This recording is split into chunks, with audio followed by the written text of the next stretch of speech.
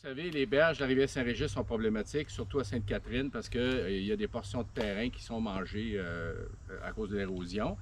Et que la ville de Sainte-Catherine avait décidé de prendre le taureau par les cornes, puis d'intervenir, puis de faire en sorte de corriger la situation.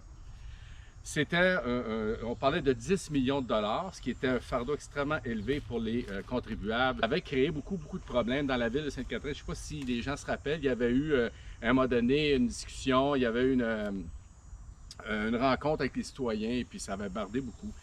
Alors, puis moi, à l'époque, j'avais essayé d'alléger un peu la facture avec l'aide du gouvernement du Québec, parce qu'à l'époque, j'étais député à Québec, et ça s'avérait plutôt difficile.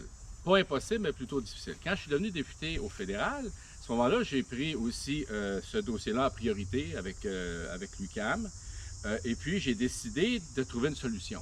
Et il y avait un fonds qu'on appelle le FAC, le Fonds d'atténuation et d'adaptation pour les catastrophes, les catastrophes climatiques, c'est ça? Ben, c'est à peu près ça. Oui, c'est ça, je pense que c'est ça. Mais le problème, c'était qu'on finançait 40 %, mais à partir de 20 millions. Ce qui est quand même une aide considérable. Mais le dossier, il valait à peu près 10 millions, ce qui était problématique.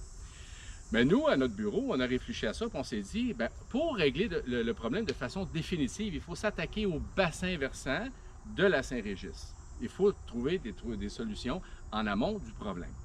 Et moi, j'avais été député à l'époque, comme vous êtes candidate pour devenir député de Sanguinet, mais c'était la ville de Saint-Rémy. Puis Saint-Rémy a beaucoup de difficultés avec sa rétention d'eau, sa nappe phréatique s'appauvrit, ça devient de plus en plus difficile. Alors, ce qu'on a trouvé comme solution, c'est d'impliquer non pas seulement une ville dans ce dossier-là, mais plusieurs villes, dont des villes qui sont en partie impliquées dans le problème qu'on vit à Sainte-Catherine. Et à partir de ce moment-là, la facture dépassait amplement le 20 millions. Et donc, on devenait admissible à ce programme fédéral-là extrêmement généreux de 40 %.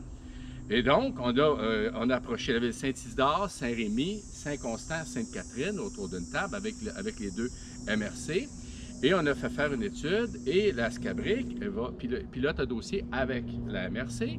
Et là, le dossier a bien fait ses devoirs et on est rendu sur la table du ministre Dominique Leblanc.